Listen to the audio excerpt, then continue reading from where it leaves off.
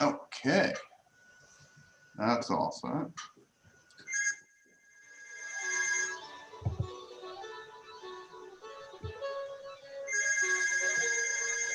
So someone has the Ride of the Valkyries on in the background.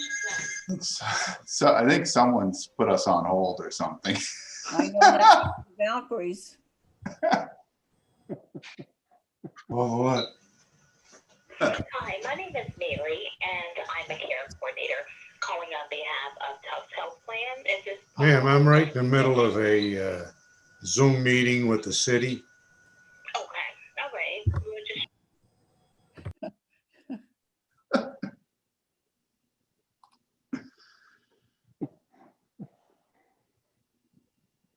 Those things happen.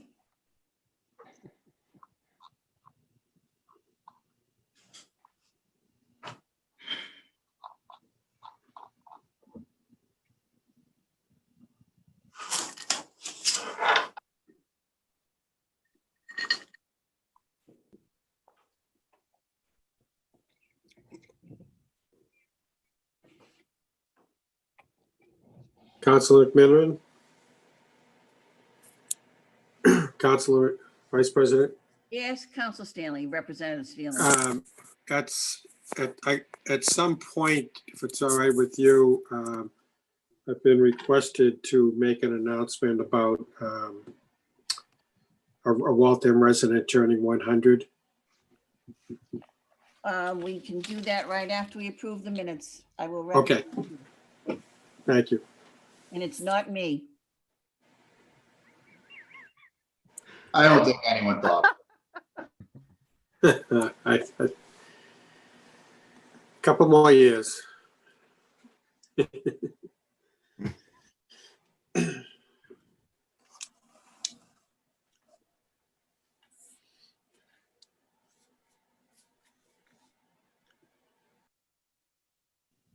So, Mr. Clerk, if you are ready, and I'm sorry, I mean, the Assistant City Clerk in the Assistant Clerk's office. Yes, I am all set. So I think you and Mr. Santafanti are in charge now. Okay, thank you. So, good evening. It's 8 o'clock. Committee of the Whole will come to order. Tonight is Tuesday evening, the day after the celebration of Martin Luther King holiday. It is Tuesday evening, January 19th, 2021. This is the new year for the Committee of the Whole, which encompasses all 15 members of the Waltham City Council in committee format. This meeting will take place remotely and can be viewed on the City of Waltham's YouTube channel.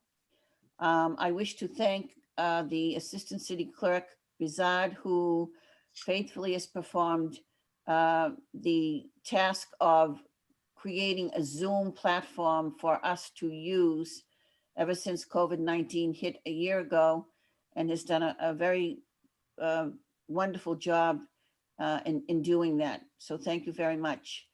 And so, Mr. Clerk Santafanti, if you are ready, the clerk will call the roll. President Brasco. Present. Councilor Darcy. Present. Councilor Dunn. Present. Councilor Durkee. Present. Councilor Harris. Present. Councilor LaCava. Present. Councilor LaFosse. Present. Councilor LeBlanc. Present. Councilor Mackin. Present. Councilor McLaughlin. Present. Councilor O'Brien. Present. Councilor Paz. Present. Councilor Stanley. Present. Councilor Vidal. Present. Vice President McMiniman. Present. 15 present. We have a quorum. Thank you very much. We have a busy year ahead of us, so we'll get right to it. Do I have a motion to approve the minutes of the meeting of December 28th, 2020, last year? So moved. So moved. Said so moved first, please. I need a name. Council McLaughlin, so moved. McLaughlin made a motion to approve those minutes. On the motion, all those in favor, Aye. Aye. opposed or object? The ayes have it. Those minutes have been approved. At the request of Councilor State Representative Stanley, I would like to recognize him at this time. Thank you, Madam Vice President. I'd like to take just a moment to acknowledge the upcoming 100th birthday of everyone's friend, Mary Karamonica. She is someone who in more recent years has been very active at the Stanley Senior Center. She's been a prolific dancer through the years, dancing at every event in Waltham, and also an attendee at the concerts on the Common, just to name a few things. And her picture has been in the paper probably more than all of us combined. She is the famous Mary Karamonica, and this Sunday, 24th, is her 100th birthday, and there's a drive-by parade, which I'm announcing on behalf of Councilor LaCava and myself, from 11 a.m. to 12 noon at Sacred Heart Church. That's Sunday, the 24th. So she will be there, and people will be able to drive into the parking lot, wave congratulations, and drive out. Thank you very much, Madam Chair, for allowing me to do that. And congratulations to Mary You're Karamonica. welcome. Could I ask everybody, if you wouldn't mind, when we give her a happy birthday, let's sing it. Ready? Ready? Ready? Happy Happy Birthday to you. Happy birthday to you. Happy birthday, dear Mary. Happy birthday to you. Are you one? Are you two? Congratulations, Mary. What a wonderful accomplishment. Congratulations to you. Thank you, Awesome. Councilor Stanley. That's a very nice tribute. Thank you. Very nice. So that being said, you have an amended agenda and an amended committee docket for this evening. One item was just inadvertently was left off. So if I could ask the clerk if you would please call the first matter this evening. Yes, communication from the mayor requesting the confirmation of the reappointment of Paul L. Millet of 160 Hardy Pond Road, Waltham, as a constable. I know Paul, thank you. I know Paul Millet is online. I think Councilor Darcy, are you the ward councilor? Councilor Darcy? Yes, I am. Yes, And so Councilor Darcy makes a motion to hear from an off-committee member, Mr. Paul Millet. Councilor Darcy, all those in favor? I, Opposed? The ayes have it. Councilor Darcy, you have the floor. yes, would Mr. Millet like to say a few words? I'm just here as requested.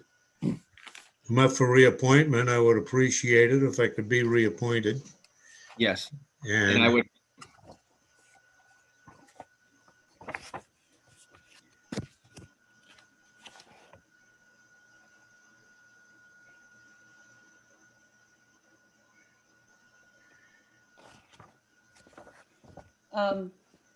Did we lose people here? Councilor Darcy, yes, I didn't I- hear what you said. yes, sorry about that. I wanted to thank Mr. Millet for his service, and I would move to confirm the mayor's reappointment of Paul Millet. And that's Thank my you very much, motion. Councilor, you all understand the sense of Councilor Darcy's motion. On the motion, all those in favor, Aye. all those who Aye. object or opposed? The ayes have it. Thank you very much. Because on your confirmation of Mr. Millet being reappointed as constable. Thank you. Congratulations, Mr. Millet. Madam Councilor Chair, Darcy. yes, will this require one more vote? It will require a vote next Monday evening of the full city council informal session. I'm almost sure it's a pro forma, and I'm sure Mr. Millet will be reappointed in his constable position. Thank you for your application, Mr. Thank you. Millet. thank you. You're welcome. Clerk will read the next matter. The request of the mayor for the confirmation of the reappointment of Robert P. Millian of 16 Bither Avenue, Waltham, as a constable. Thank you very much. I think I saw Mr. Million here. Are you on the line? Can you speak, Mr. Million? I am here. You are. So I think Councilor LaCava is the ward counselor. Am I correct? Yes, Madam Dean. Yes. So I'm going to recognize Councilor LaCava. Thank you, Madam Dean. Mr. Million, thank you for being on the line tonight. Unfortunately, you're not getting off that easy. Per your application, it stated you've been a constable in Waltham and the surrounding cities and towns for close to 30 years. I would just like you to speak to that briefly if you could. Yes, that's correct. I served for Waltham, Weston, Watertown, and Lincoln. In that time, I've served all kinds of process, anything from notice to summonses, evictions, subpoenas, child support summonses, and things of that nature. It's a great job. It gets you out. You get to meet different people, people in the courts. You learn a lot about how the process is makes its way through the courts.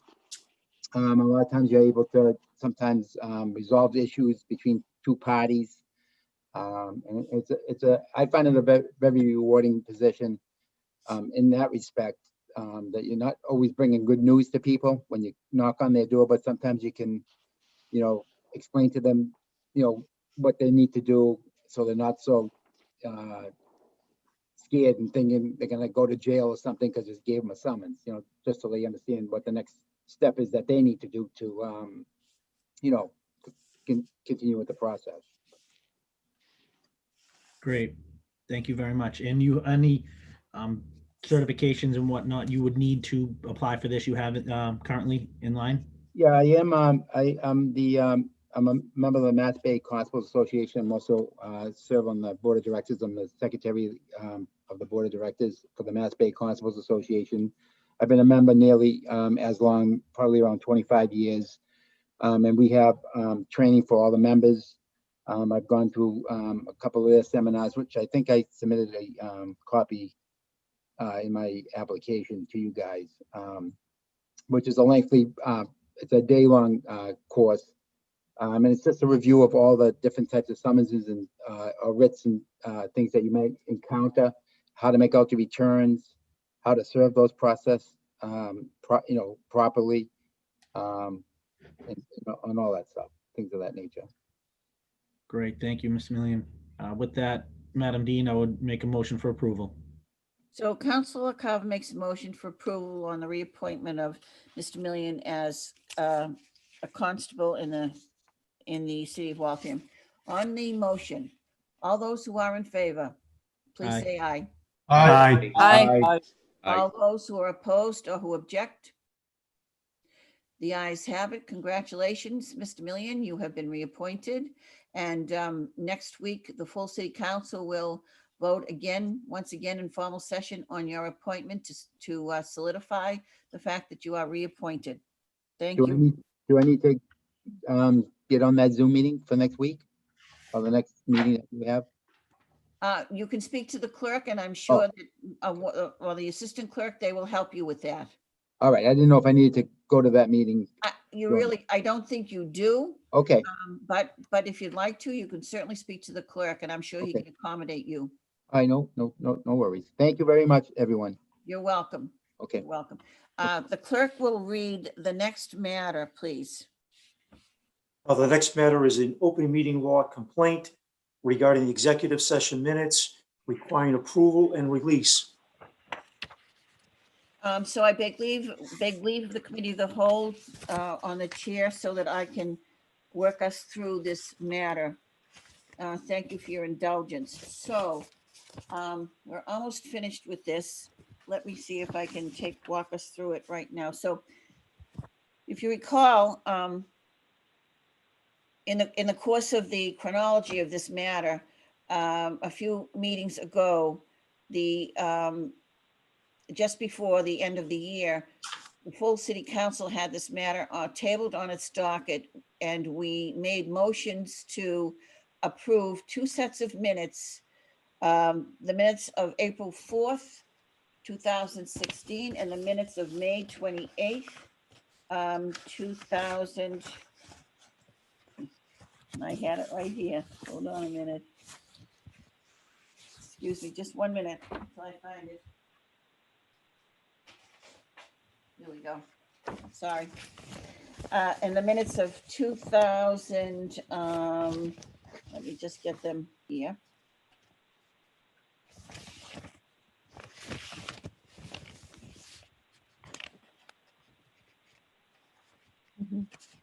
Thank you for your patience. A lot of paperwork here. Is it May 28th, Paul? May 21st of 2018. Sorry, May 21st. Yes, thank you. Councilor Darcy made a request to ask if the rule of necessity applied on the matter of April 4th. And we sent that request to the law department. We received a response from Solicitor Azadi, who gave us a recommendation how we should handle that matter. And I did that last week. So if you recall what I did last week in the full city council meeting, I tabled the one matter of the second session of January 27th, 2020. I tabled that, hooking it onto the open meeting complaint. I then had the committee of the full city council vote, because these minutes took place in the full city council, on 4 sets of meeting executive session minutes. We voted on those and we released them.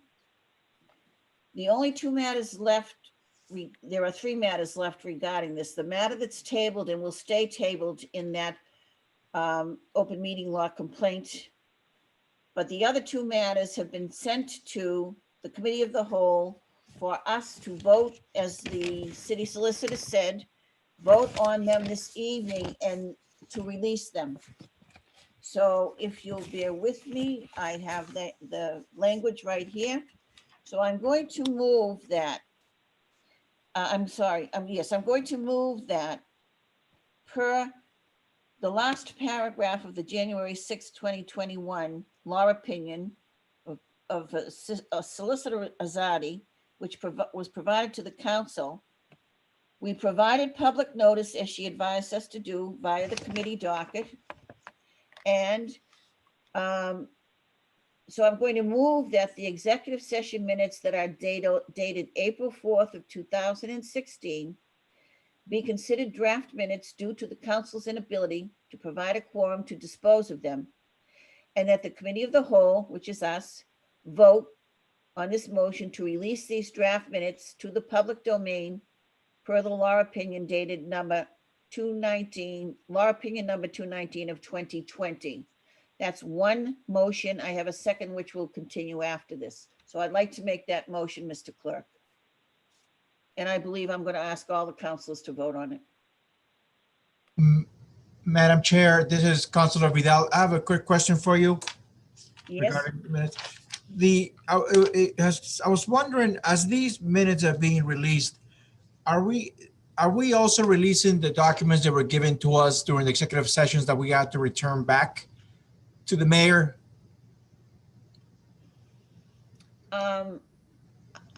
I'm sorry, I'm not sure I understand what documents you mean. During some of these executive sessions that we had, there were documents that were given to us. And these documents, and I'm sure some of the minutes that are going to be discussed are going to reference these documents, that at the end of these meetings, these documents have to be returned to the mayor. Does that make sense? It does. If I could identify what documents exactly that you're speaking about. I really do not know. As I said, most of these documents we weren't able to keep.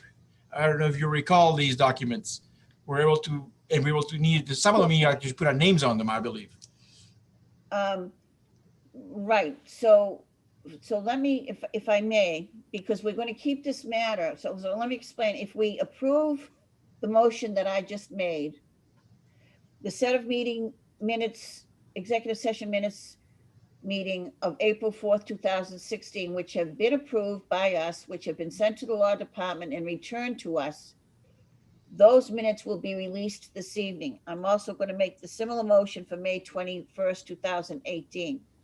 And then I'm going to take the matter, because it still has something inside of it, which is the tabled executive session minutes of January 27th, 2020, last year. And I'm going to send that matter out to the full council to remain on the council floor. So there'll be a matter on the council floor.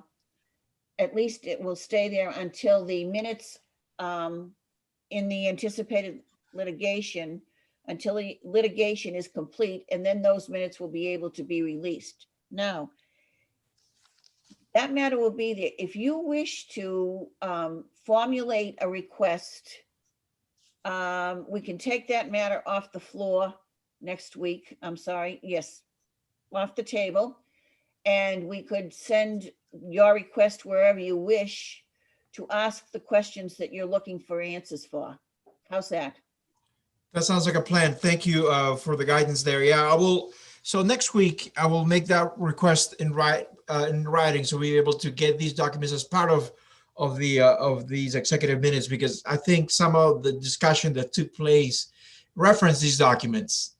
And many of these documents, you are aware that were given to us as exhibits if we needed to return them at the end of each meeting, because there was always that concern that these might leak out into the public.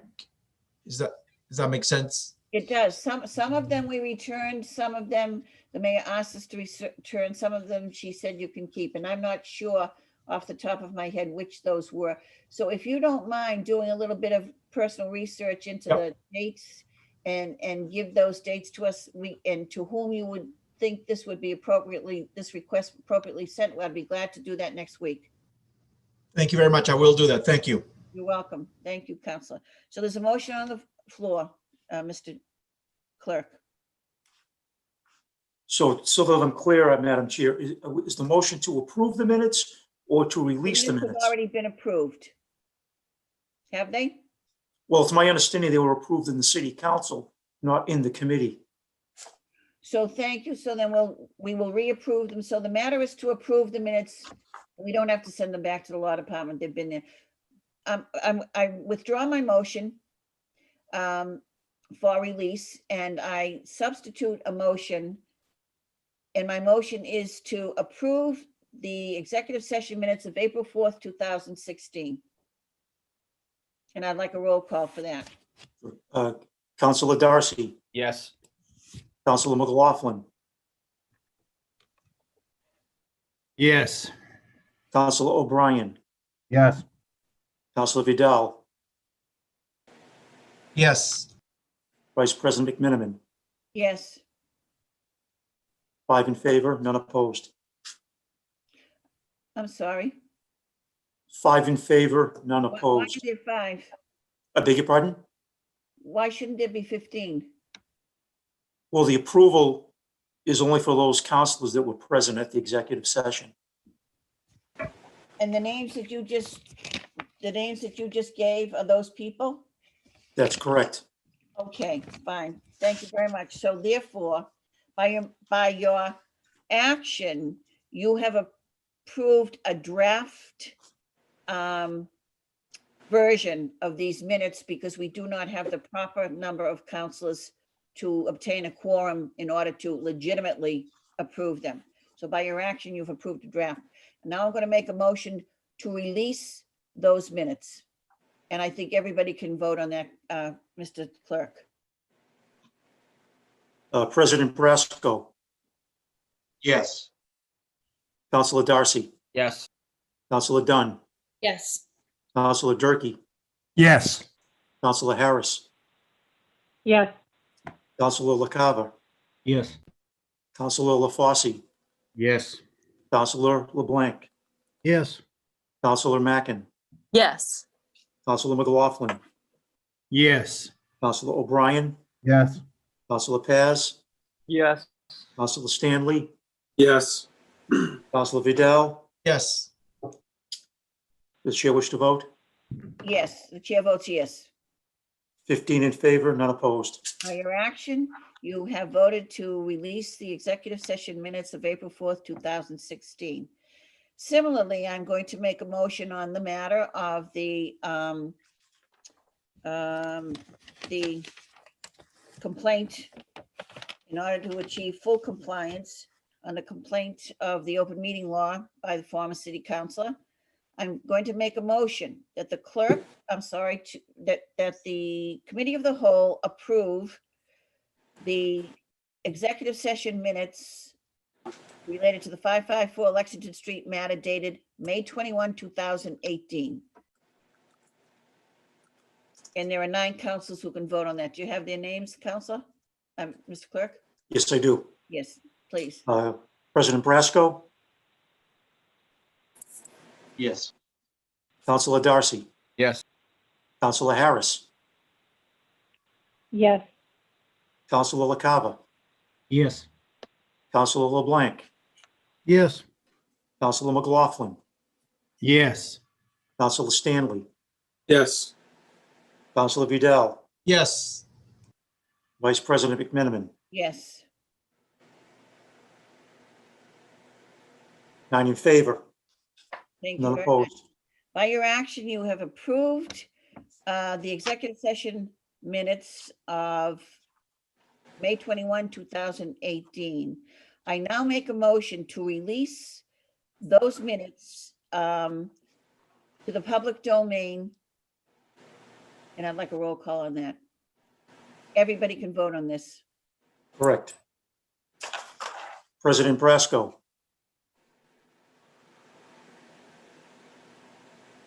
Yes. Councilor Darcy, Yes. Councilor Dunn, Yes. Councilor Durkee, Yes. Councilor Harris, Yes. Councilor LaCava, Yes. Councilor LaFosse, Yes.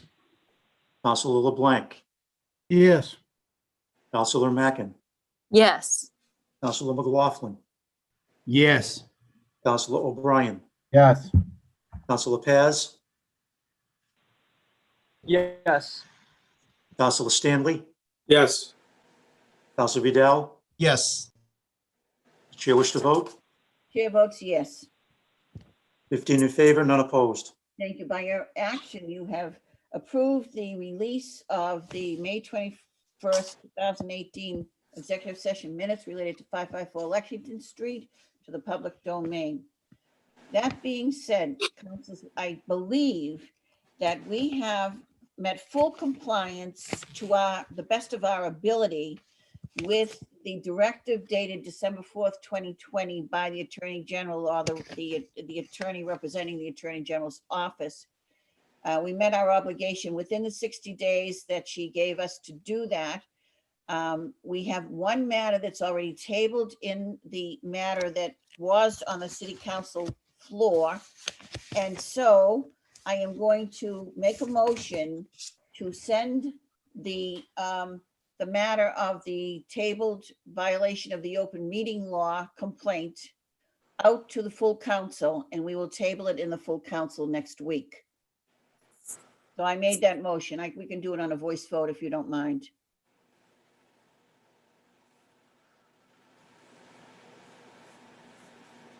You hear me, Mr. Santafanti? I'm sorry? So I made a motion to send the open meeting complaint back to the full city council. And it contains one matter that's tabled that is related to this complaint. The only matter left that's tabled because we had the ability to do that because of anticipated litigation. So I'm moving to move the complaint out to the full council. Are you asking for a roll call, please? Do you want, yes, I'll do a roll call. I mean, we really don't have to, we can do it on a voice vote. Okay. So are you gonna, all those, I'm sorry, all those in favor? All those in favor? Aye. Aye. Opposed? The ayes have it. Congratulations to all of you. We've worked hard on this and I'm pleased that we were able to comply with what we were asked to comply with. Thank you. The clerk will read now. We have one more matter and Councilor Brasco takes the matter in the committee of the whole that we've had tabled for a few meetings now, the matter of November 23rd, 2020, which was a co-signed resolution with me to invite the city auditor to the committee of the whole to discuss the bond sale for the Waltham High School. Councilor Brasco makes a motion to take that matter off the table. All those in favor? Aye. Aye. Councilor Brasco, you have the floor. Santafanti, Mr. Auditor, were you prepared to address the committee with regards to this evening? Yes, I am. We would give you the opportunity now if you would like to address the resolution and the full members of the city council. Sure. Thank you, Mr. President. As the council may recall, the mayor sent a communication back in late October to the council to talk about the financing of the high school project. I'm here this evening to provide you with that update. As you may recall, the projected cost of the Waltham High School is $374.6 million, of which the city will receive a grant of $122.3 million from the MSBA. The remaining cost of $252.3 million will be borne by taxpayers through the issuance of long-term bonds. Again, you may recall the original financing plan was to issue short-term interest-only notes during the several-year period of construction, and towards the conclusion of the project, issue a long-term bond of up to 30 years for the permanent financing of the project. The original analysis that we prepared and presented to the council was to show the cost of the debt payments for the project based on issuing bonds at an interest rate of 4% and 4.5%. Those interest rates are typically viewed as reasonable and conservative. Earlier this year, and over the past several months, interest rates on long-term bonds have dramatically decreased. And I spoke to the mayor about taking advantage of an opportunity to issue bonds on the Waltham High School project now and lock in a low interest rate. The mayor concurred with me and she directed me to pursue it. This past September, we started the process of determining the borrowing amount and the scheduling, the timing for the marketing, the sale date, and the closing date for the receipt of the bond proceeds. Simultaneously, we compiled and updated the financial information in our official statement, which is a document that is used and distributed to potential investors. We also scheduled calls with both Moody's and Standard & Poor's to discuss the city's finances and economic outlook for the purpose of obtaining a credit rating for the bond issue. As a result of those discussions, the city received a credit rating of AA1 from Moody's and AA+ from Standard & Poor's.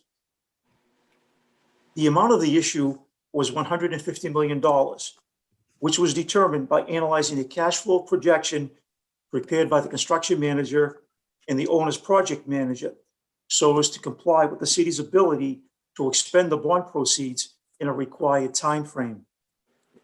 In mid-October, we sold and received competitive bids from 7 bond underwriters on the $150 million 30-year bond offering.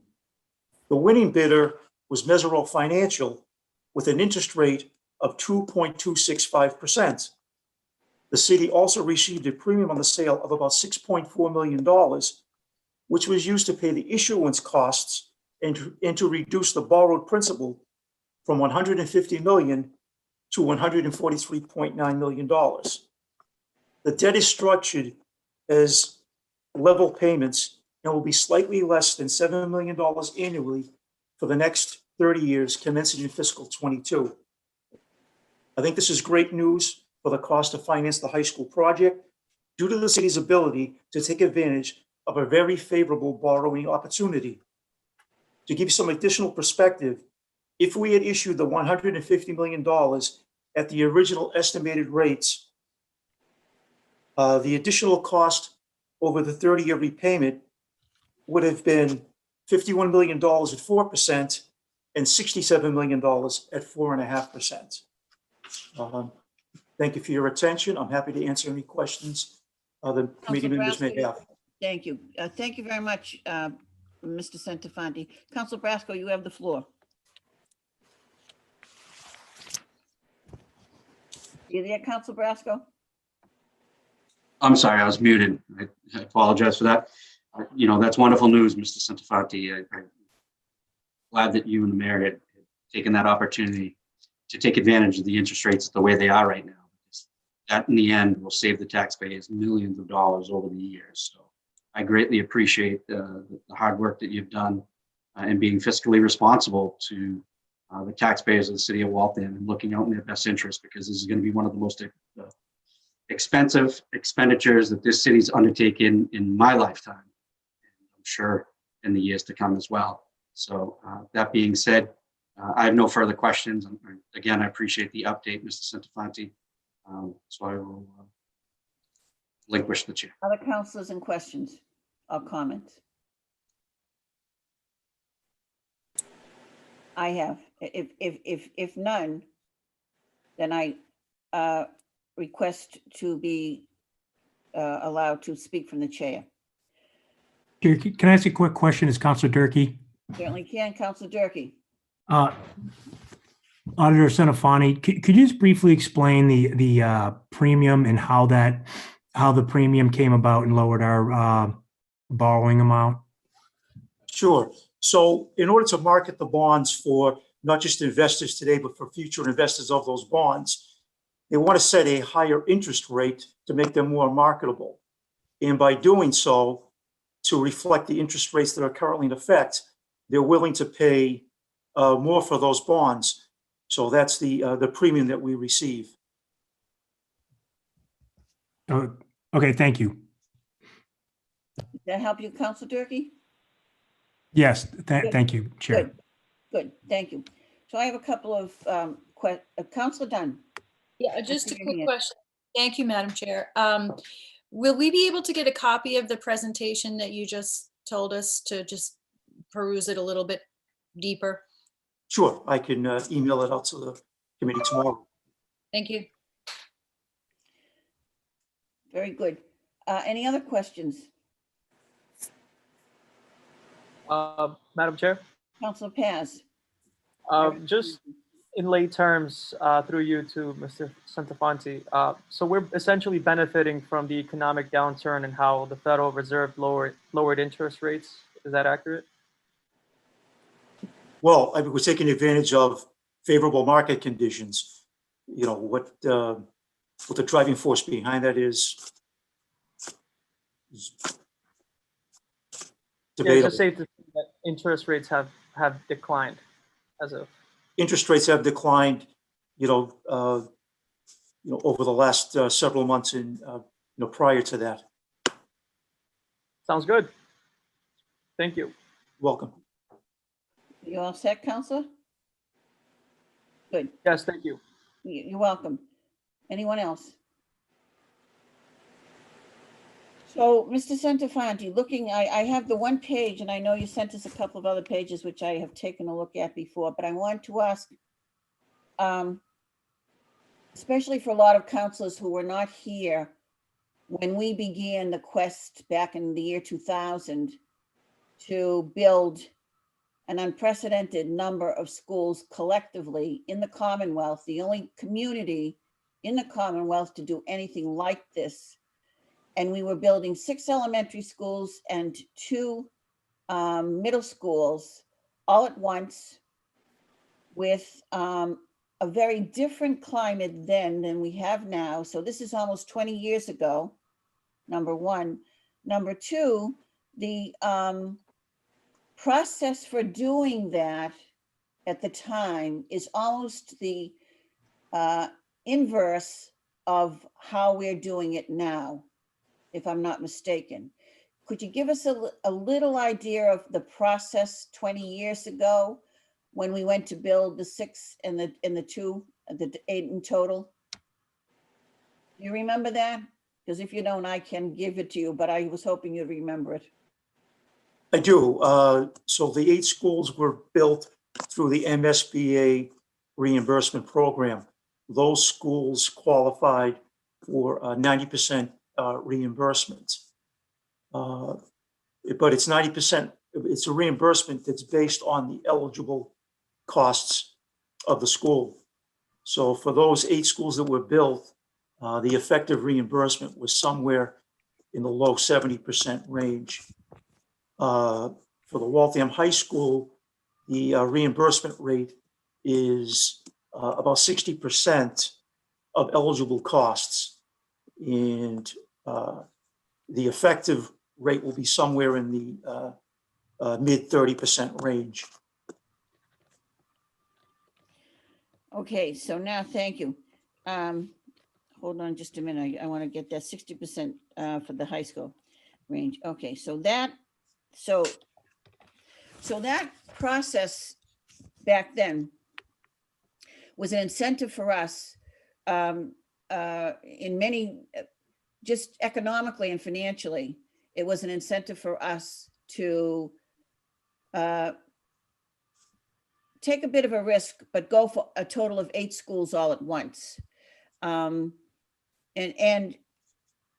the educational plan that went along with the economic plan was a challenge. And the members of the committees that served to help the mayor, who was not this mayor at the time, it was the previous mayor for the first 2 years of this, I'm sorry, the first 4 years of this plan. And then this mayor came into authority 4 years after the plan began back in 2000. But taking the process then was a very different process than what we are looking at now.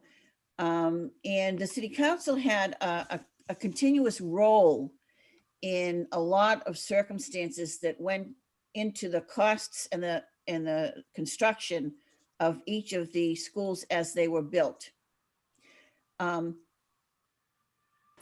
When is the amortization mortgage finished on the cost? First of all, what was the total taxpayer cost? Ballpark it if you can. What was the total taxpayer cost to build the 8 schools? I believe it was somewhere around $60 million. How much? 60 million. I thought it was higher than that, but No, the total cost of the schools was about $180 million. yes. Okay. The cost of the taxpayers was about $60 million, and the reimbursement made up the difference. Yes, so you see the cost of building those 8, imagine the 8 schools then and at 180 million.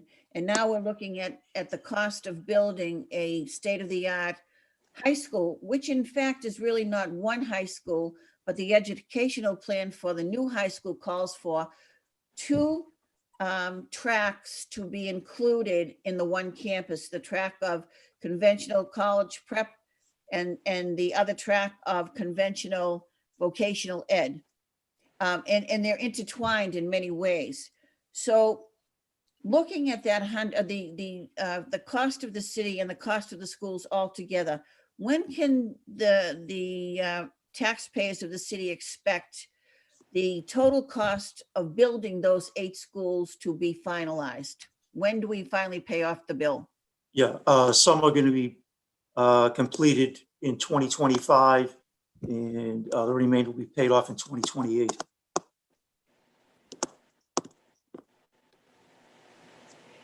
And my last question related to that, when you were the auditor, there was a different mayor, but the current mayor was the city solicitor in the preparation with the original mayor, 2 mayors ago,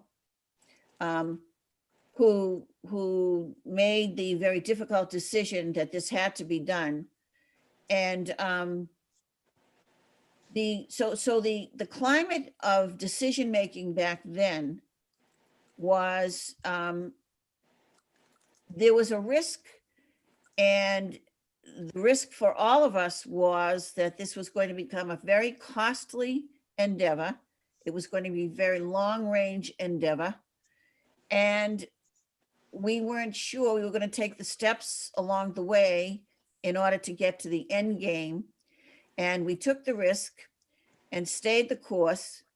And so far, as we all know, we have 8 state-of-the-art schools that are magnificent for our youngsters. And we can look back in hindsight, which is always 2020, and say we did the right thing at the right time for the right reason. Now, as you can see, the cost for construction, and I'm sure for design, and the whole concept of the owner's project manager, and that those kinds of concepts were not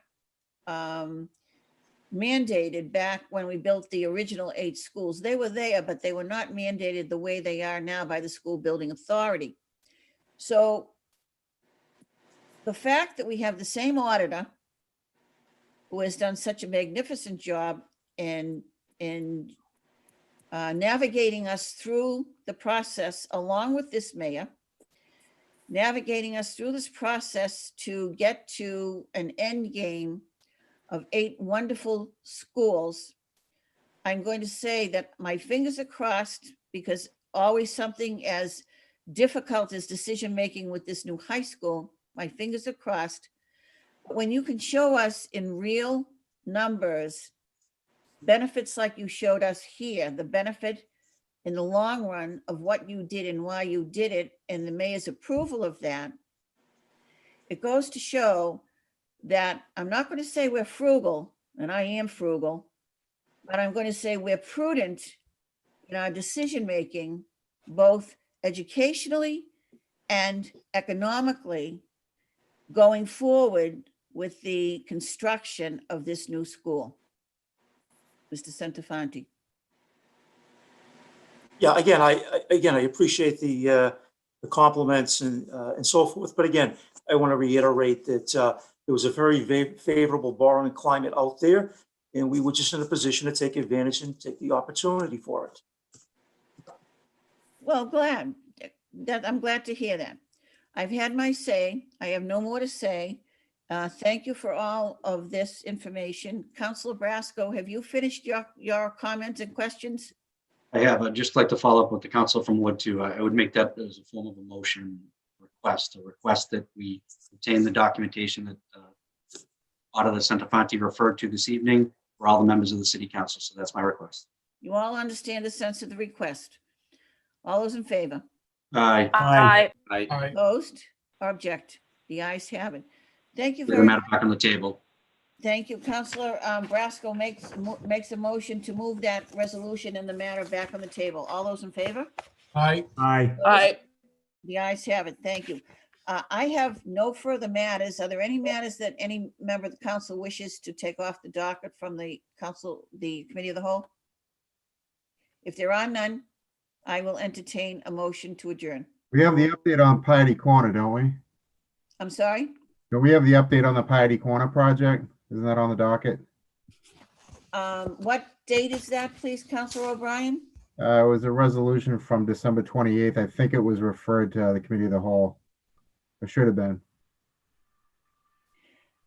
What was the date?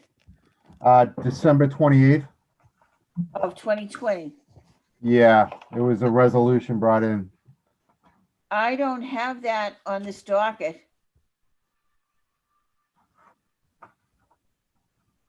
On the committee docket, not in our committee of the whole.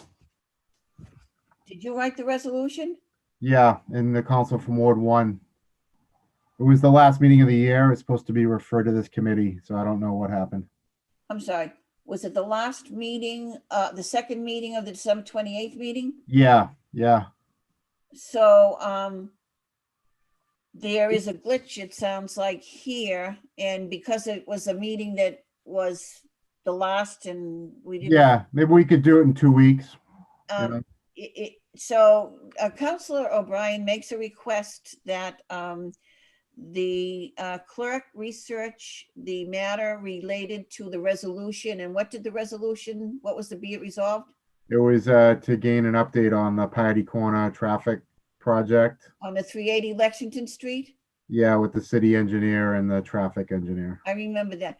Yeah. To research that resolution and see that it's added to the docket as it should be going forward, and the agenda for some time in the future that we can invite at his convenience. Did you want to have the traffic engineer in? Yeah, if we could do February 1st, that'd be great. Madam Chair, if I may, point of information, I believe Michael Garvin is on the line to speak on that matter. Oh, thank you for that, Councilor LaCava. I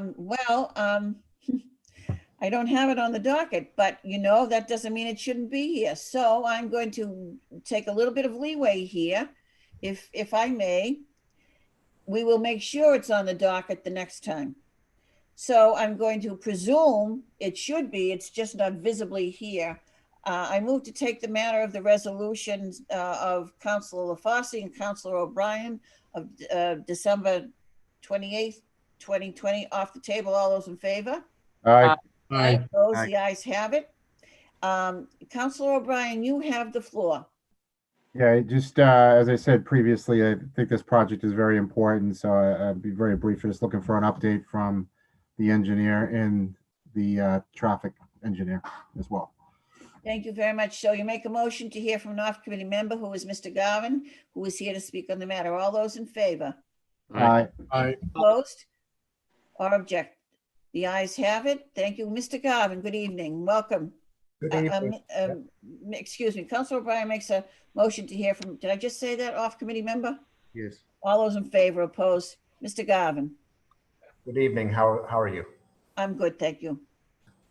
Okay, so I'm here to talk about an update to the Piety Corner project, which is Lexington Street, Totten Pond, and Bacon Street, as you know. So just a little bit of a background. The BSC Group is the designer of this project, and they substantially completed their design, about a year ago or so. But we weren't really ready to complete it until we got verification from Eversource that they were okay with the proposed relocation of 2 utility poles. That's really been the delay over the last year or close to a year. Getting Eversource out there. There are 2 utility poles out there today that are in the way of this project. So they have to be out of the way, and then 2 new poles. So kind of relocating those 2 poles. So in the late fall, we finally got them out there. They agreed to that concept, and they issued a work order several weeks ago for the relocation of those 2 poles. So they are officially on record as being on board with that as a concept. So that then allowed us to have BSC Group, wrap up the design. There were a few things they had to change in the interim. The state has changed some of the item lists in the bid list. So since last year when BSC was working on the design, so they had to go in there and modify some of the item lists, just numerical things like that. But just at the end of last week, as a matter of fact, BSC has sent me all of the final bid documents for the project. So we are, the good news I can report tonight is we are good to get this out the door and bid on it and hopefully get it constructed starting this season. Now, Madam Chair, if I could ask permission to share my screen, I can actually show the. Ms. Hunt, you hear the transportation engineer would like to share his screen. Are we able to do that? He is able to do it now. Okay, thank you. Here it is. Okay. So let me know, can everyone see that plan? I can see that. Here we go. Okay, so this is, one of the sheets from the construction documents that shows the most of the project here. So if you can see the yellow lines, that's the existing conditions. So here's Lexington Street, coming from City Hall, coming up northbound, going this way. Bacon Street is over here. And then these two yellow lines here are the existing sidewalks for Totten Pond Road. The church is right here, if you can see that outline. So that's where the existing road is. The orange outline is where the new Totten Pond Road would be located. So we're basically relocating Totten Pond Road from this alignment to this alignment, further to the south, which shrinks down the size of the intersection, makes it more efficient and more safe. So as you see coming northbound on Lexington Street, there's still going to be 2 left turn lanes. But now instead of, when you get the green signal for that left, instead of continuing 300 feet to the north and then turning left, it's more of a smoother left turn right onto the new Totten Pond Road. Likewise, coming from Totten Pond onto Lexington, the right turn is also a smoother right turn maneuver, as you can see right there. These two will be, the phasing of the signal is really identical to what is out there today, but it'll just be more efficient and more safe. Those two maneuvers will coexist, be side by side, and you won't see as many side swipes accidents as you do today. One other benefit is we were able to put in 1 additional lane on Totten Pond Road, this additional right turn lane that doesn't exist today, that would be directly onto Bacon Street. So of the 4 lanes on Totten Pond, there's a left turn onto Lexington Street northbound, 2 kind of through rights onto Lexington Street southbound, and then this new right turn lane onto Bacon Street. So that's the project in a nutshell. There's going to be all new traffic signals out here with pedestrian phases and everything like that. So I'm really excited about this project. I think it's been a long time coming, and it's going to be a safer condition than what we've had forever. So with that, I'm available to answer any questions you have. Just a minute, please. Now, Councilor O'Brien. So, Mr. Garvin, what's your estimate on when it'll be finished? So the designer believes that it's going to take up to 2 complete construction seasons.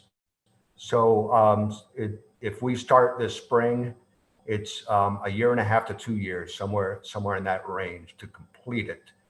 Now, a lot of the work is going to be, the initial work is going to be on the property itself. So it's not going to be out on the roadway.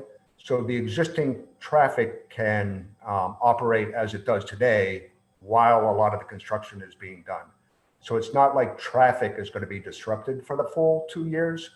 The project as a whole could take that long, but that's not the amount of time that traffic is going to be disrupted. Okay, thank you very much. Thanks for the update. I appreciate it. You're welcome. Thank you, Councilor O'Brien. Councilor Fosse. Thank you, Madam Chair. Mr. Garvin, thank you for coming in this evening.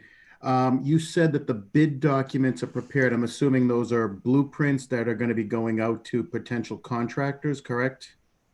That's correct. So plans, specifications for all the items in the project, and then kind of an item list for contractors to bid on.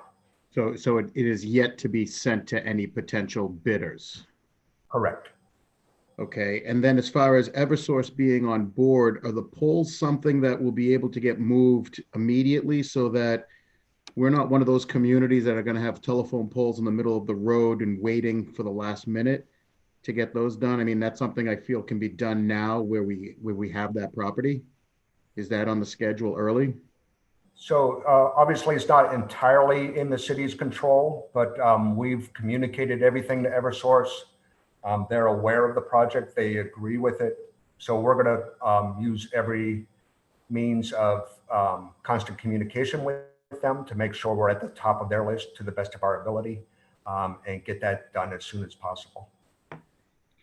Okay, so I mean, it's exciting. It's exciting to hear that it's finally going to happen. I mean, that intersection is one of the gateways to the city and one of the first things that people see as they're coming into Waltham. And it's a crazy corner. So it's glad to hear that the timeline is going to be quick, because we have gotten some issues with the property. We ripped the house down quickly, and then that property has just been left unattended. I know the Mr. Nguyen is also on the line, and I thank you for coming in. Is there anything from Mr. Nguyen's perspective with this piece of property, or is this, Mr. Garvin, strictly something that you're handling? So I can let Mr. Nguyen speak also, but it is a project that I'm, in my department. Engineering has helped me with a lot of the drainage and the utility parts of the design. So there's components from the engineering department. There's components from the wires department related to the traffic signals. So a lot of, public works, obviously. So a lot of other departments have assisted this work greatly, but I'm kind of taking the lead on that. Okay, excellent. And the construction of this intersection has no negative impact on 554 Lexington Street, or 554 Lexington Street has no impact on this corner. There are two separate projects within the city that will just continue, correct? So they are two separate projects. In reality, there's going to be some, obviously, relation between the two for traffic. One of the things that I think is truly a benefit of both of these is the ability to implement software in the traffic signals, more modern, advanced software that allow traffic signals to talk to each other. So when a light turns green here and sends traffic northbound towards the new high school, ideally, we're going to get to a point where that traffic signal will then communicate to the signals at the high school saying, there's a surge of traffic coming your way, adjust your timing to be ready for it. So that's really the future of what we're trying to get to. So there is interrelationship between these two projects. But from a design perspective, they are two separate projects. Okay, and then finally, the residents of Bacon Street, the lanes, are they going to be, or will you know if they're going to be negatively impacted? I mean, it won't be a detour where they're sent away from the intersection at any point in time. During the construction, you mean? Yes. I don't know that level of detail yet. BSC did prepare, as part of these documents, a kind of a draft construction sequencing plan, but that's really kind of a big picture view of it. It's going to be up to the contractor that's selected to then present more detailed construction traffic sequencing, which would then be subject to the city review and approval for that. Okay, thank you. No further questions. If I may, from the chair. Thank you. Mr. Garvin, what interface does the wires department have with this project? So Tim Kelly with the wires department has been obviously part of the review of this and has been instrumental in assisting with placement of traffic signals, traffic signal phasing, where the traffic signal controller gets its power source from, things of that nature. So Mr. Kelly has been very helpful for that. And also the interface between the city and Eversource has really been through Mr. Kelly as well. So I thank him for that. Well, let me hindsight's always 20/20. Let me give a little comment here. I've been through a couple of these intersections. So who owns the poles? Eversource. Okay, that's our whole problem right there. Eversource owns the poles. How many wires are on those poles? I don't know exactly, but, probably half a dozen at least. Okay, Eversource needs to coordinate the full complement of all of those wires in order to move its poles. And Eversource, at least in my experience, and I can tell you, I was with Councilor Darcy when Mr. Ching was the transportation director. We did Smith Street. It took forever. We did Forest Street.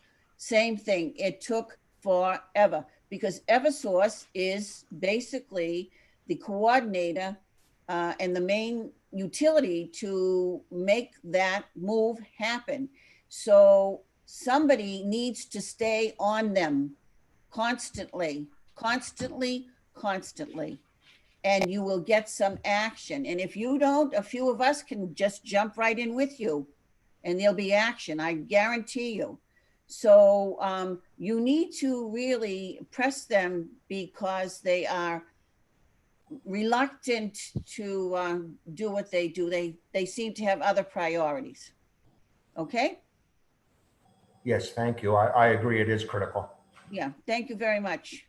Thank you. I'm finished. I have the chair back. Are there any other questions, comments? Councilor McMillan? Councilor LeBlanc.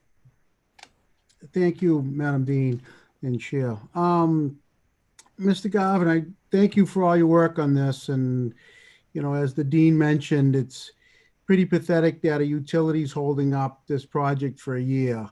And it's reality because most of the projects and sites we're on right now, the biggest complaint is the holdup is National Grid, the utility, and it's not the gas portion, it's the electric. Because they're working remotely, the managers can't get the employees on the phone. So there's a lot of projects that we're on that's the holdup, and it is reality. So yeah, if you do need, like the Dean mentioned, some counselors to reach out and, try to put a thumb on them because it takes we can invite them in. numerous phone calls We can and invite emails. them in to visit us. We can invite them in to visit us. Mhm. And so I think, and somebody that, we've been down the road with this intersection, and I'm very glad to see the progress of the design, for any of the counselors out there that are hockey parents. You're in that intersection 10 times a week going to the rink, 2 and 3 times a day. And if you know the intersection, you get down, I'm happy to see the 4th lane because it's every other car when you're taking a right-hand turn, whether you're going on to Bacon or onto Lexington, you stop and wait because there's just not enough room for both ears to turn. And I was curious if you could I just want to make one comment or question. If you could put that, are you all able to put that back up on the screen? The drawing in the intersection? There you go. Can you see that? Yes. I love the 4th lane that takes a right onto Bacon Street. And my only comment or question is, as you're trying to make the light as efficient as possible. So when the light turns green, you have whatever it is, a 1.5-minute cycle to get as many cars through.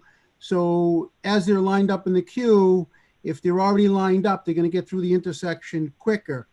Now, I know, so that new 4th lane that you put in, is a point in time where it narrows back down to a V. Is there a way to have that 4th lane continue a little further up Taunton Pond Road toward the west? And I know at some point in time you hit the culvert with the stream and, we have to stay away from that. But is there a way to lengthen that a little bit so more cars would be lined up in the 4 and then the queue of the light would go fast? We get more cars through there in each cycle. So, Councilor, I think the length of that lane is as long as it can be without getting into some impacts that we don't want. This line right here is kind of the top of the slope. If you can see my cursor, I don't know if you can. And then it drops off pretty steep right after that. and there's a guardrail here. We were trying to make sure we didn't have a retaining wall here that got into all kinds of environmental impacts up in this area. And I know there is a detention basin up here that is part of the design. You know, Mr. Nguyen could speak to that better than me. So Yeah, I think that lane is as long as it can be without getting into those impacts that we were trying to avoid. definitely appreciate that. And if you just, that would be my only thought. The other thing is I just want to point out is very happy to see the length of the shift or the amount of the shift of the intersection, because also when you're one of the cars that's making a right-hand turn onto Lexington Street, when you're trying to turn with the Bacon Street cars, you end up head on with the traffic going northbound on Lexington Street. When you're coming out of Taunton Pond Road, trying to make the right-hand turn, at one point in time, you guys are head on, especially when there's another car coming to Bacon Street. So I'm very happy to see the extent of the renovation, because it does, from a safety concern, that'll help a lot. So thank you. I appreciate all the answers you've given me. Thank you.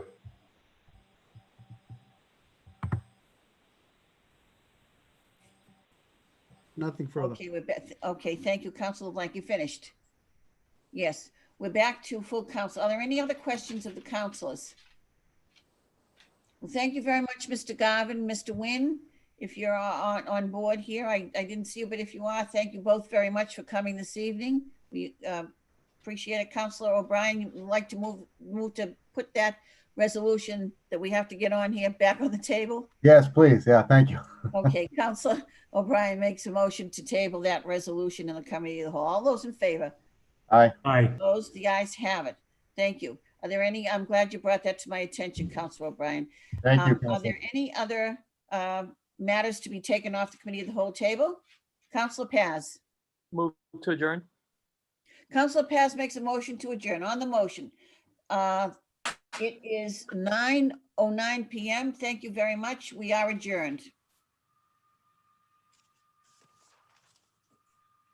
Aye. Okay, so Chairman, Clerk Santafanti, you're gonna have to run this because there isn't a chairman of the Finance Committee. Okay.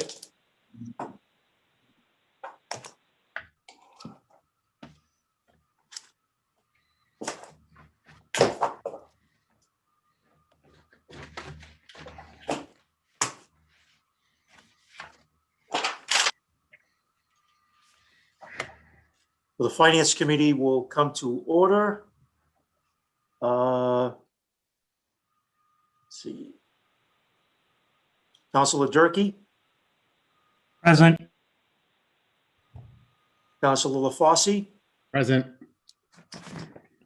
Councilor LaCava, Present. Councilor McMiniman, Present? Councilor Vidal. Present. Okay. Accepting nominations for a committee chair. Mr. Auditor, I have my hand raised there. So I wish to nominate and continue the work of the previous chair of the Finance Committee, Councilor LaCava, who performed very admirably in his first year as chair last year.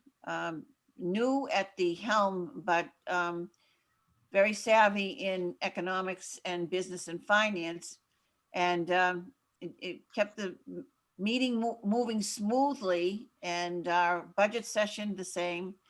And I'm sure he will do just as good a job in an admirable way this coming year. So I make a motion that Councilor Joseph LaCava be the chair for the Finance Committee of the City Council next year.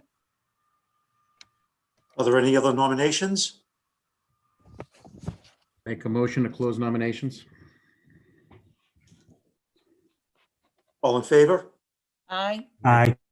Opposed? The ayes have it.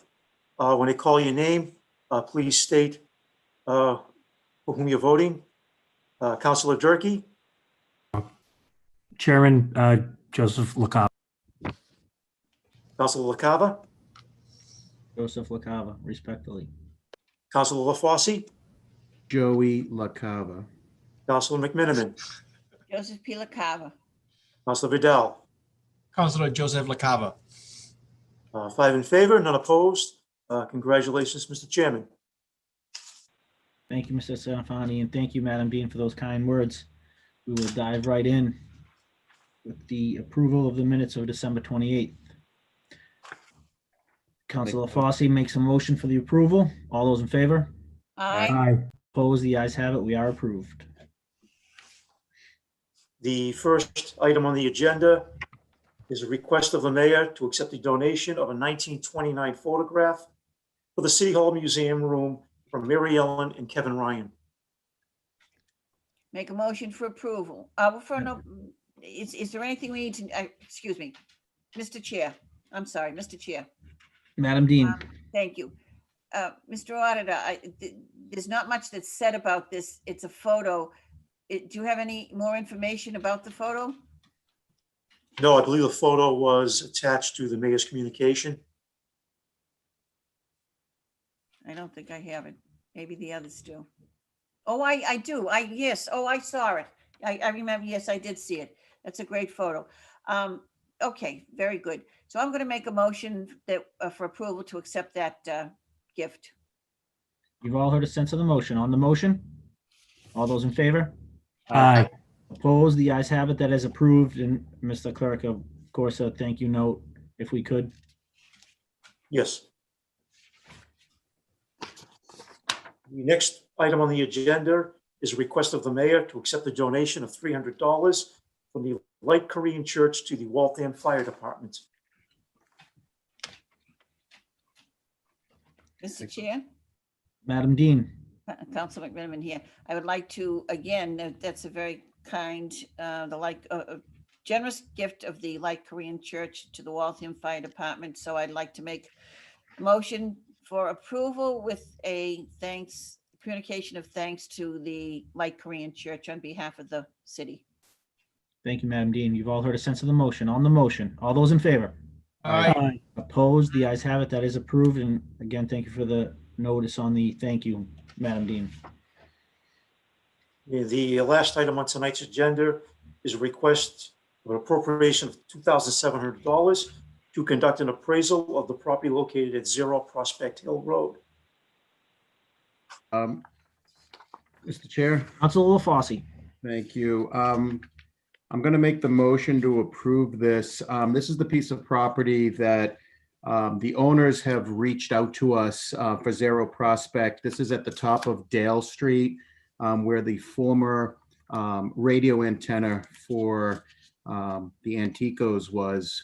They have reached out to the city looking to come to an agreement with the city for this piece of property in order for us to be able to make it part of Prospect Hill in its natural state. So I will be making that motion for approval. On the motion? All those in favor? Aye. Aye. Opposed? The ayes have it. That has been approved. Well, Mr. Chairman, there are no other matters. That Councilor Vidal makes a motion to adjourn at 9:16 PM. You've all heard a sense of the motion. All those in favor? Aye. Aye. Opposed? The ayes have it. We are adjourned. Thank you very much. Thank you. Okay, the Ordinance and Rules Committee will come to order at 9:16 a.m. I am going to take attendance. Counselor Darcy. Present. Counselor Dunn. Present. Counselor Harris. Present. Counselor LeBlanc. Present. Counselor McLaughlin. Present. At this time, I'll open nominations for chair. Are there any nominations?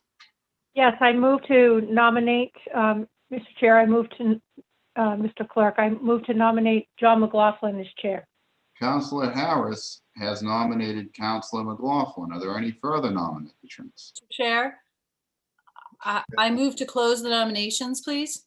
Counselor Dunn has moved to close nominations. All in favor of closing nominations signify by saying aye.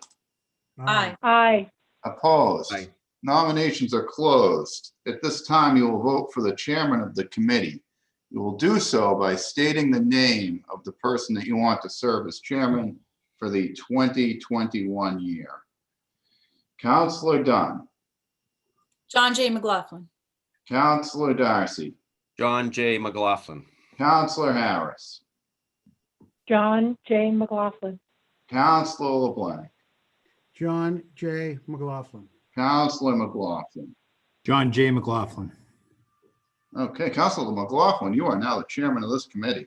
Thank you, Mr. Clerk. Councilor Harris moves approval of the minutes from, is it December 21st, Mr. Clerk? I think it's December 20th. December 20th. 20th. Okay. 20th was a holiday. Per sense of the motion, all those in favor say aye. Aye. Aye. Opposed? The ayes have it. Thank you. Mr. Clerk, if you could read the first matter. Do we have any new business at all, or is this? There is no new business, Mr. Chairman. Yeah, there's no new business. I mean, you have the. So we've got responses from petitioners on things. So Councilor LeBlanc moves to take 71 Second Ave from the table. All those in favor say aye. Aye. Opposed? The Aye. ayes have it. Thank you. Council McLaughlin, Councilor LeBlanc. is that Costco gas? I apologize, Councilor. Councilor LeBlanc recuses himself from this matter. Is that accurate, Councilor? That is correct. Thank you very much, Mr. Chairman. Thank you. Sorry. Councilor Harris moves to take 71 Second Ave from the table. All those in favor say aye. Aye. Aye. Aye. Opposed? The ayes have it. Thank you. Attorney Connors, we have a response from you from the Law Department opinion. If you'd like to give us the thumbnail on that. Yes, good evening, Mr. Chairman, members of the Ordinance and Rules Committee. My name is Michael Connors, an attorney with Connors and Connors with offices at 689 Main Street here in Waltham. I'll give a brief overview of where we've been, and then my co-counsel Peter Tam of Goulston and Stores will briefly address the two-part Law Department opinion. As you are aware, this matter began with an extensive development prospectus process, which for those at home is basically a gathering of information for the City Council. Of particular note from the development prospectus are, number one, the meeting minutes of the Traffic Commission of November 21st, 2019, we've been at this for a while, that concluded that the petition will ultimately improve operations along Second Avenue.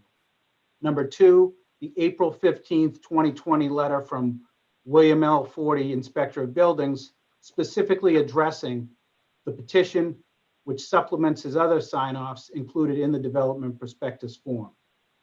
After this two-night public hearing on June 22nd and August 4th, we provided substantive responses to questions from counselors, as well as a petition including over 600 signatures of Waltham residents in support.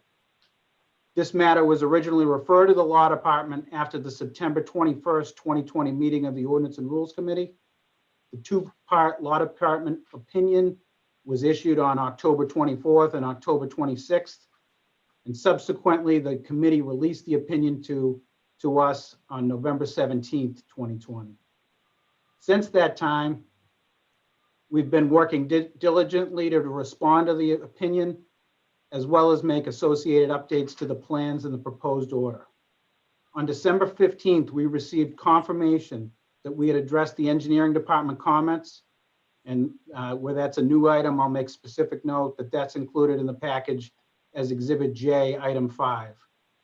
And subsequently, we filed this Law Department response that Attorney Tam will address further on January 14th. Peter?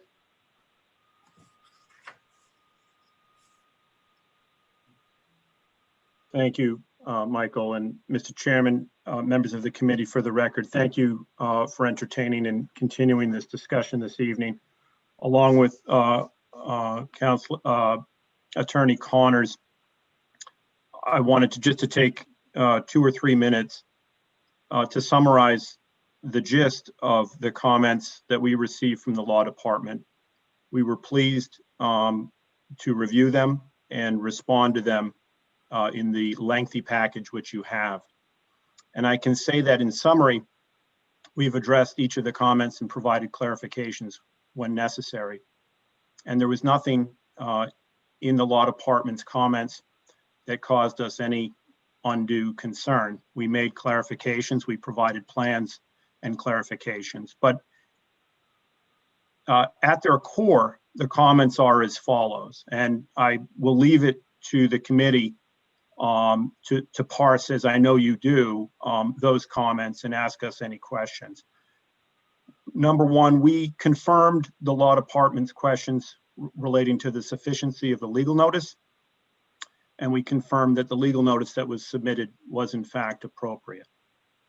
It meets the requirements of 40A and case law that has followed and clarified those requirements. We clarified the relief requested, and we clarified the purpose of the elimination of that upper office area, that existing office area, not the mezzanine, but the upper office area that was formerly used for Costco office purposes. We clarified that that area, even when rendered unoccupiable, still counts as FAR, and it has been in our application. But as William Forte, the building inspector, confirmed, it no longer has a use associated with it because it's no longer occupiable space. And therefore, it doesn't have an associated parking requirement. So that's an important clarification that we shared with you and with the law department, that in fact, by eliminating that office area, it still counts as FAR, and our application and petition reflects that. But because there is no longer, it's permanently unoccupied, and we've described the measures in coordination with the building department that we will take to eliminate it, there is no parking associated with it because there's no use of that. We also clarified that the members only fuel facility is an allowed accessory use, and that was also confirmed by the building inspector. Frankly, we noted that, as the law department also, I think, agreed, it could be that the members only fuel facility could be considered a second principal use. There's nothing that prohibits it. A second principal building is allowed, and this would meet that requirement. But it doesn't ultimately matter. And we think that the proposed use, as set out in the response to you and to the law department, clearly fits within an incidental or accessory use to the principal use, which is the retail use on site. We also clarified questions and comments relating to the adjoining hotel and the egress route improvements to Winter Street. Those were reviewed, and confirmation was made as to the adequacy of those improvements as part of the traffic report that was reviewed by the Traffic Commission and the city's engineer. We also confirmed that there will be no change to the parking requirement on the hotel site. You may recall that the hotel was subject to a separate use special permit many years ago from 1986. And there is a requirement that 440 spaces be maintained.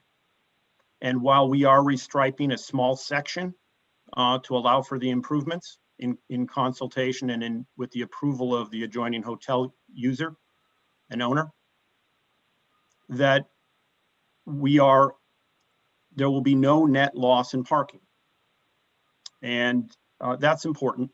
Ultimately, if the committee and the council determine that they want a finding, that you in your judgment require a finding or a requirement that that parking plan that was approved in 1986 be updated to reflect this condition with the adjustment and the restriping, we'd be happy to do so.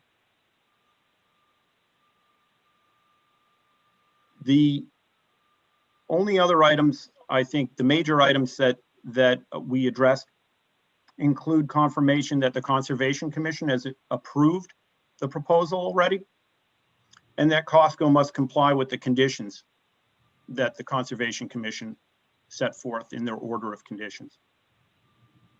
We also clarified questions relating to the traffic study that was prepared in terms of the data, the form, and the scope of that study, as was accepted and signed off by the city's engineer and the Traffic Commission. Lastly, we provided some technical clarifications in the prospectus and confirmation that the engineering department has signed off on this project. Those are the clarifications that we provided to you in a lengthy response, but that is it in summary. We'd be certainly, if the committee has questions for us, we can appreciate that you have a lot to sort through. But from our perspective, these issues were straightforward, and they confirm that in all respects, the project meets the bylaws requirement, and that all of the reports and evidence in the record support that the addition of this fuel facility meets all of the requirements for a special permit as set forth in the bylaw. Thank you. Thank you, Attorney Tim. Attorney Connors, anything else? No, I mean, that's basically our introduction to the matter. As stated, and once again, the major people to chime in on the development prospectus being the building inspector, the engineering department, and the traffic commission.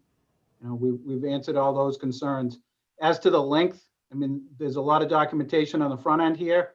And as you all know, the law department opinions follow through document by document. So as you see, time and time again, questions that come up on the front end are answered, and then throughout we repeat those answers just for the purpose of going over it in this committee.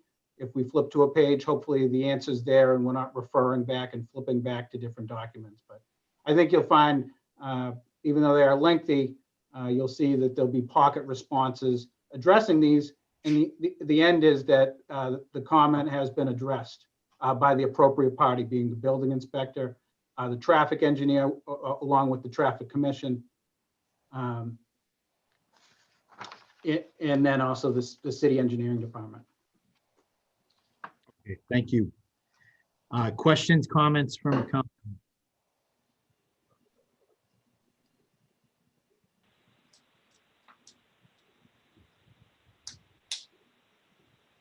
What is the wish of the committee? Mr. Chair. Chairman. Councilman Harris? Thank you, Mr. Chair. I would like to request that we table this matter so that we can have an opportunity to really dig into this material. It's a lot of material. It was a great recap. Thank you, Attorney Tam. But I would feel more comfortable if we tabled it for at least till the next meeting. Okay, that's non-debatable. All those in favor say aye. Aye. Aye. Opposed? The ayes have it. Thank you. Thank you, Attorney Connors, Attorney Tam. Thank you very much. Yeah, that was my comment.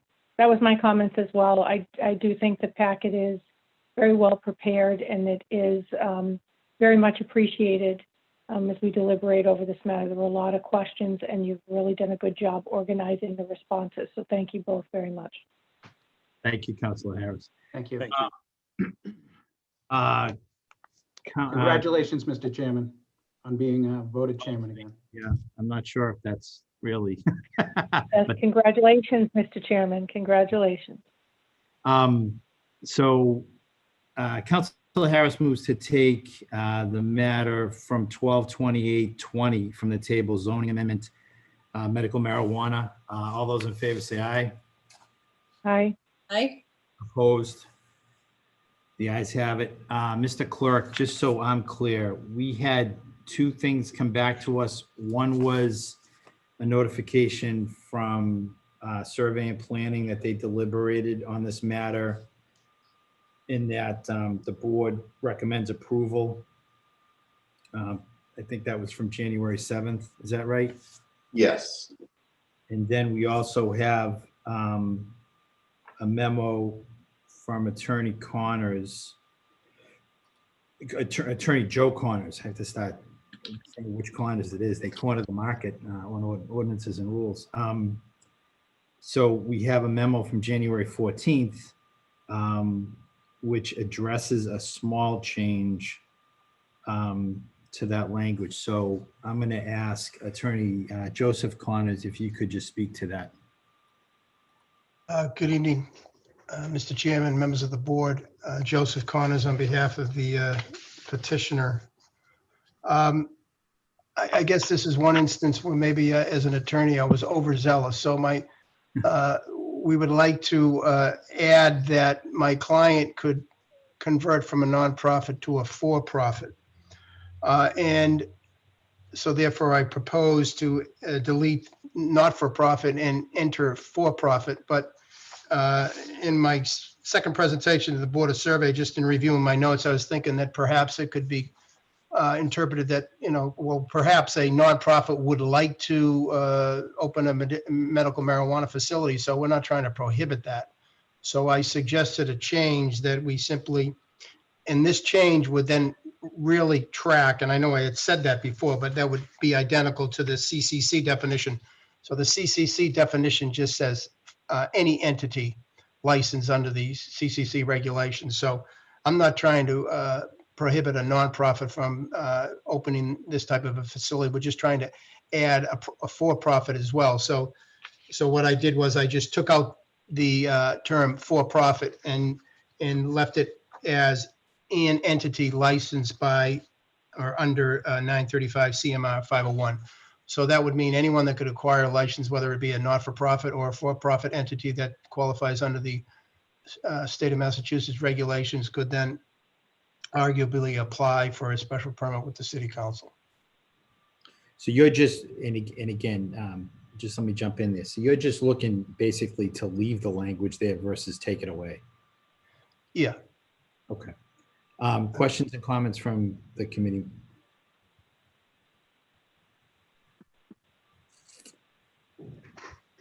What is the wish of the committee?